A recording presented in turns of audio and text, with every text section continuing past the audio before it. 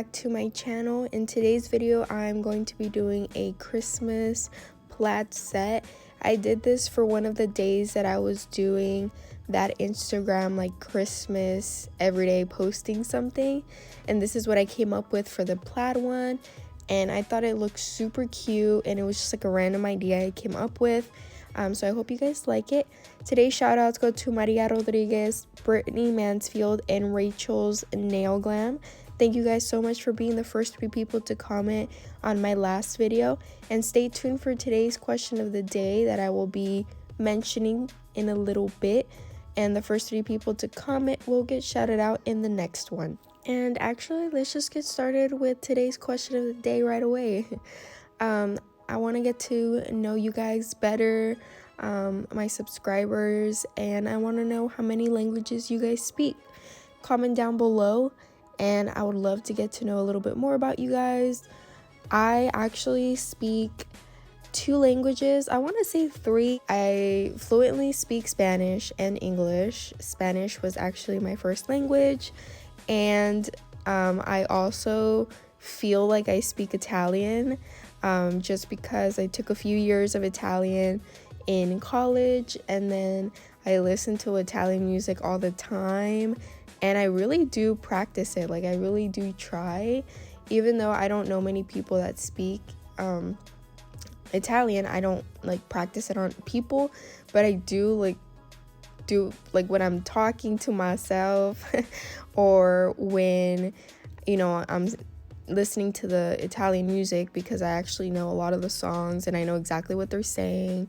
I actually really enjoy Italian. I've always wanted to go to Italy since I was little, and I really liked that in college I had an option to choose Spanish or Italian, and all throughout high school I took Spanish classes, obviously, because I'm fluent in Spanish, and I took 4 years in high school of Spanish, so I did like advanced and all this stuff. And then when I got to college, I was like, I want to do something different. Like, I don't want to be doing the same thing. It's very easy for me because I do know most of the stuff. I do practice it a lot and speak it, so I wanted to do something different, and I chose to do Italian. And I actually took the Italian for Spanish speakers, which is a little bit more advanced from the start, because they go a little harder on you since you already speak Spanish. And Italian and Spanish are very, very similar. It's actually a lot easier to comprehend Italian once you know Spanish, because some of the words are very, very similar. But downfall to that is it can be kind of confusing when you're like taking tests or something right away. Like, since the first day of class, our teacher, we could only speak Italian in class, so I actually got to practice it a lot, and then I became friends with a few of the students there, so we would practice Italian, and I enjoyed it so much. So I guess I would say I speak 3 languages, but if you guys want to do a fluent only thing, then I speak 2. And then me and my mom have this language, but that's a whole other thing. So those are the languages that I speak, and I love using all 3, so I really love learning other languages. If I could, I would learn so many languages. I just have never really had the time to do it, but languages or different things or something that have always interested me. That's why I decided to take on Italian as another language when I started college. So yeah, that's my little story, and I went on blabbing, but I want to get to know you guys as well, and I want to know how many languages you guys speak. Even if it's just 1, it doesn't matter. I want to get to know you guys. Alrighty, so I'm going in with this Not Polish French Kiss acrylic, and one negative thing I would say about the silicone hand is that is very different from an actual person, is the cuticle area part. Because it is silicone, and if you get it anywhere around the cuticle area, it will stick to it until you take it off. Obviously, it's not hard to take off, but obviously on a person, if you go around the cuticle area with the acrylic brush, it takes it off very easily, or fairly easily, even if it's a dark color.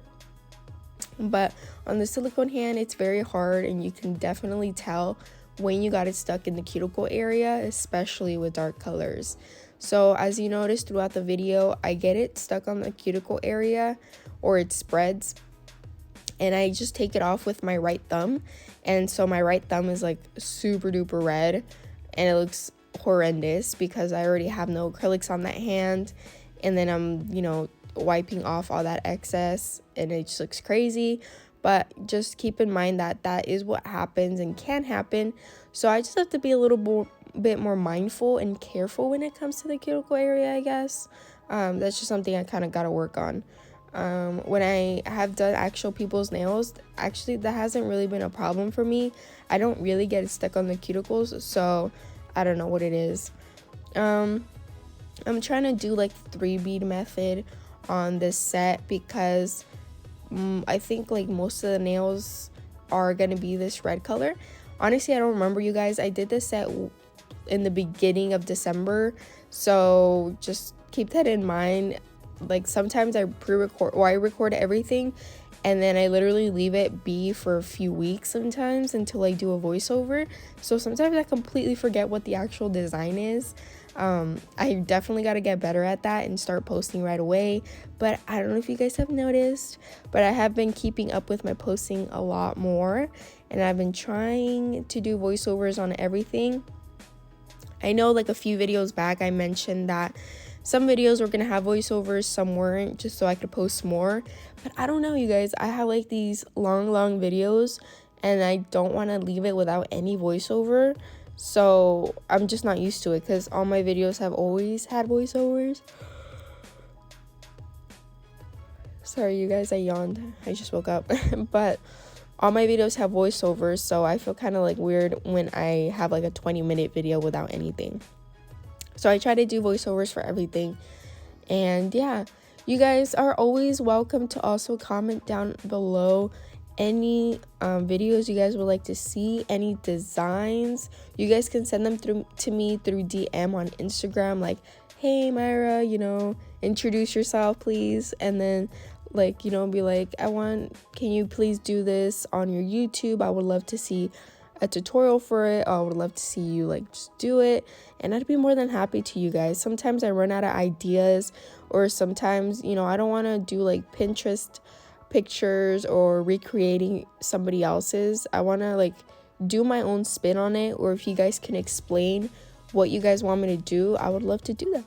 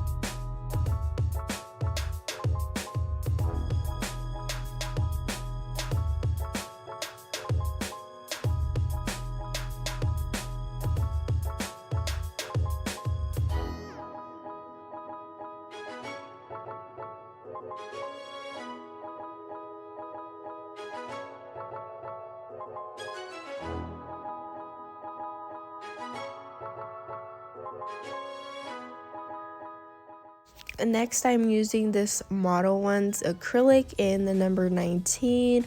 I do have it like a swatching video, an unboxing video a few videos back for them, and I absolutely love this glitter.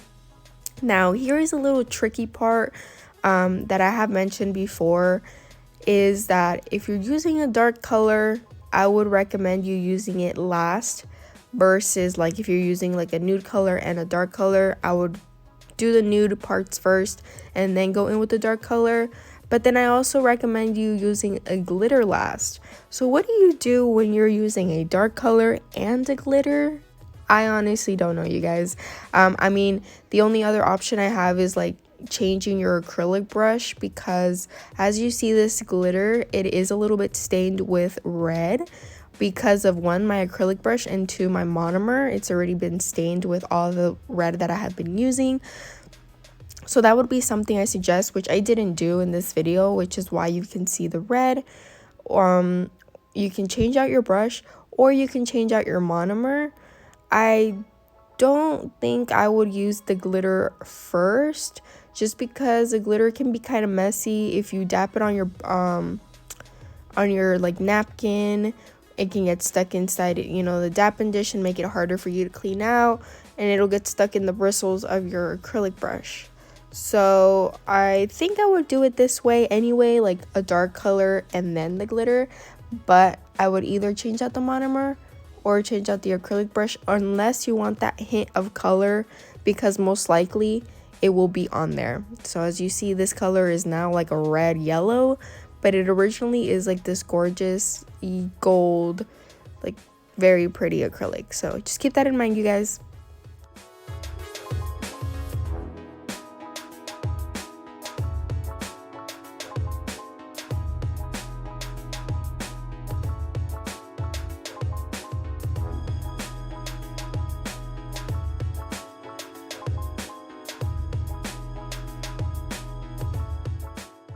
So I had to change the lighting a little bit just so you guys can really see that stunning glitter. And I don't know why I didn't mention this in the beginning, but I'm actually using the extra long tips from my website. They're the 120 extra long nail tips, which are available in clear and natural. And you guys are always free to use discount code YouTube for money off of your order.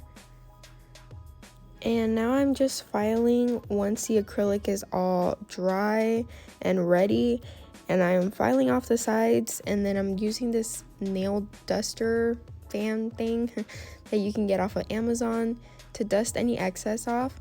And then I use the Young Nails lint-free nail wipes and Swipe, which is basically a dehydrator, and I really love using it before doing any nail art, before my top coat application, because it takes off anything, like it leaves it like a wet surface, but it dries super fast. It's basically a dehydrator, you guys, like what you use on your natural nail before your acrylic applications, and I love to use that. And then I'm using this nail palette ring, which I have available on my website. I really love it. I apply it to my thumb, and I apply the gel polishes that I'm going to be using for the nail art. And as you guys know, I'm not any good at nail art. Like, I don't claim to be. I wish I was, but I'm really not.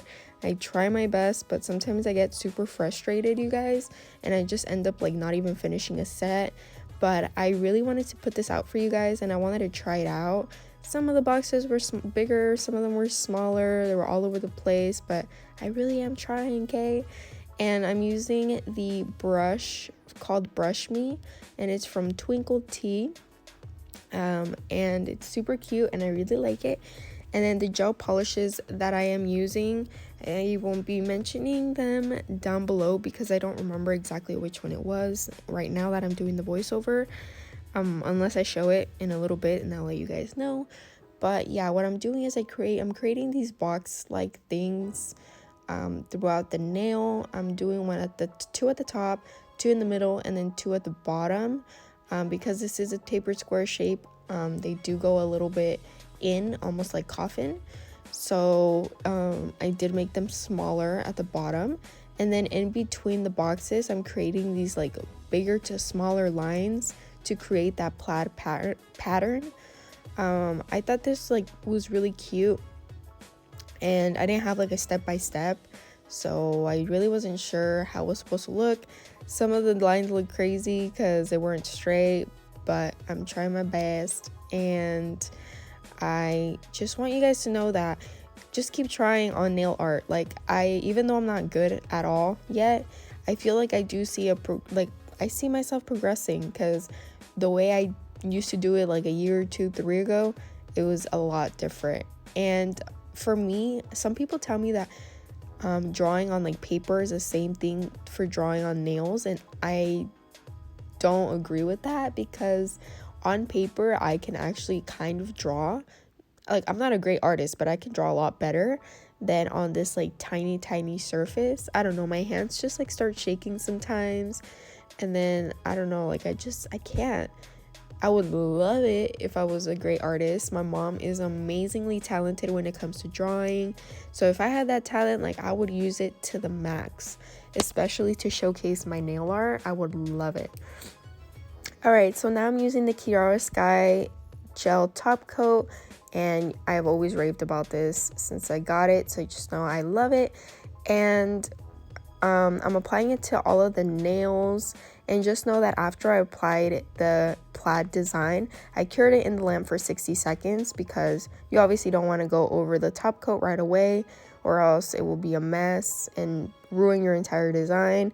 So make sure that that is dry before you apply a top coat, and I do that by putting it in the lamp for 60 seconds, because that's more than enough. Sometimes when I put it in for 30, it's still a little bit wet, so I just do it for 60 just to be sure.